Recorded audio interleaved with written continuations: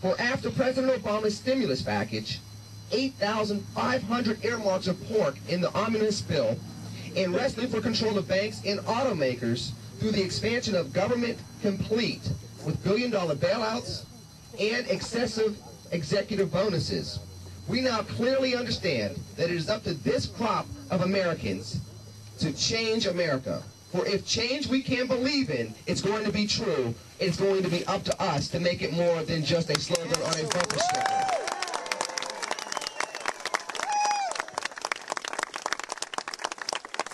This crop of Americans, right here, right now, must be ripe and dare to be historic.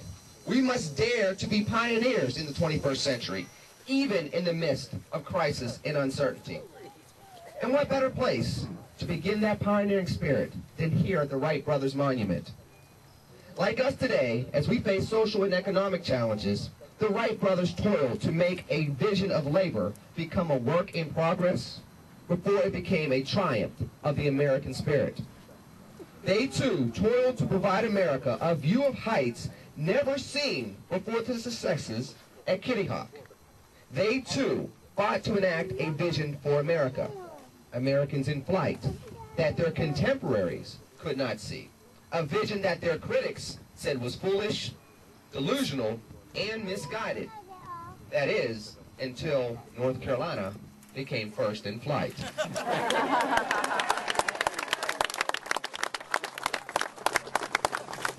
Just the same, we must use every day, starting today, to enact a reflective vision of America's best, one that honors what made America great, even as we are called misguided, delusional, and even divisive.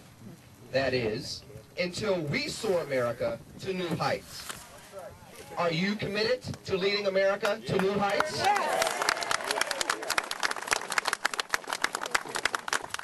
Once we fly the 21st century America to those new heights, what must we see from those heights? From our citizens, from our governments, and from ourselves.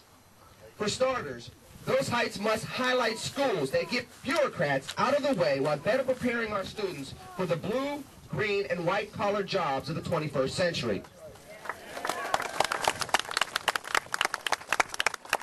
Those heights must display avenues for smaller, responsive government to encourage higher job retention, higher job creation, more job training opportunities, and lower jobless rates by getting the obstacle of big government out of the way of America's business genius. And that business genius is namely the combination of American hard work and American innovation.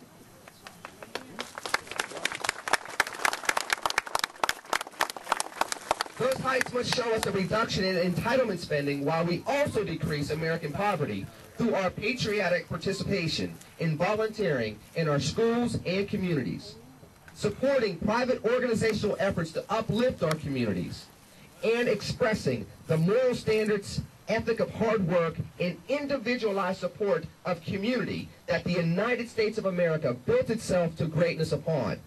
We must do this as daily examples each and every day of our lives.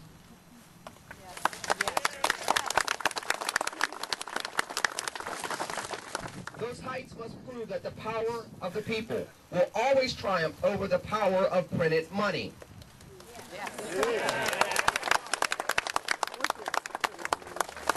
The power of the citizens of the United States of America will always be more effective than the power of excessive spending by the governments of the United States of America.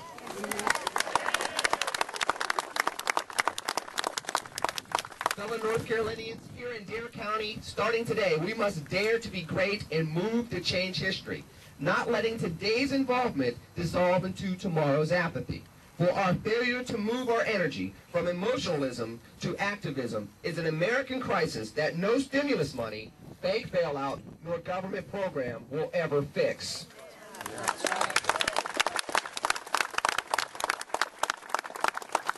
We must educate ourselves in our schools, in our town halls, and in our communities if we are to improve our country. No more excuses. In a country that's proud of our military, We can only honor them fully if we take civic pride in our country.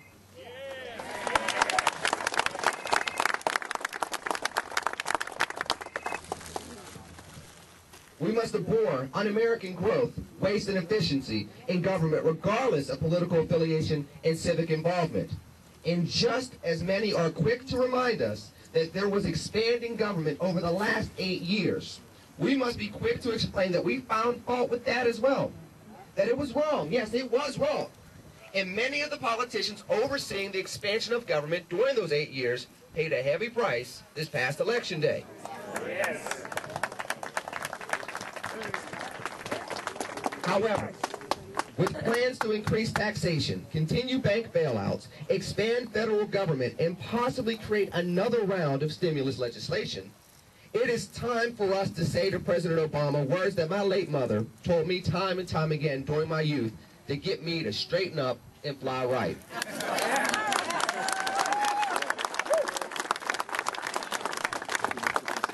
In essence, she told me something along these lines. Mr. President, I know that President Bush was wrong to expand government to historic levels during his tenure. But based on what I'm seeing from your initiatives to expand government and spend tax dollars at dangerous rates, I stand at the foot of the Wright Brothers Monument to remind you, sir, that two wrongs don't make a right. Now,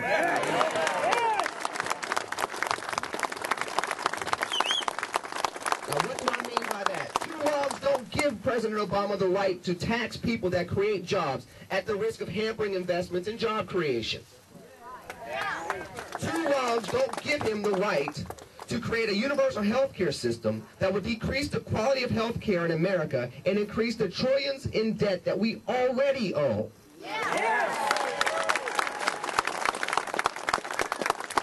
Two wrongs don't give him the right to increase spending at a rate never seen before in the history of our proud country. Even as we increase to see the wasteful spending at each level of government, increased dropout rates and poor academic performances in our schools, and increased disparities in the quality of life throughout the country, all while spending has increased in North Carolina and throughout the country.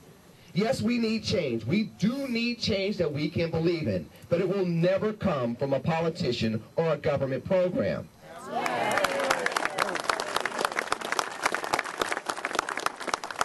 It will never come from more spending, more government, or more bureaucracy. It will come from regaining the mantra that our politics center on being a government of we the people.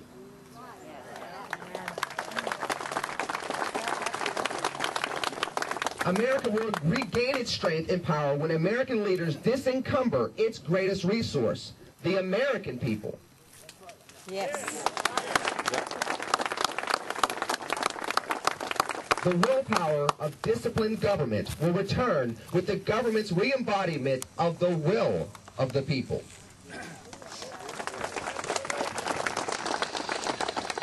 And the government of the people will be a rightful republic government when we the people dare to be better educated, dare to be better informed, and dare to stay more engaged.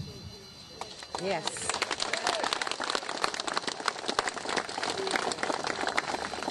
Absolutely. Two wrongs don't make a right, fellow North Carolinians and Americans, but two rights created a pioneering spirit that allowed America to fly to new heights.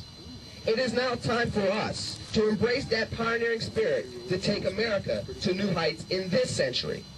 So it is up to us to redirect America to the values that made this republic great, so that America and our future generations will be able to straighten up and fly right. Thank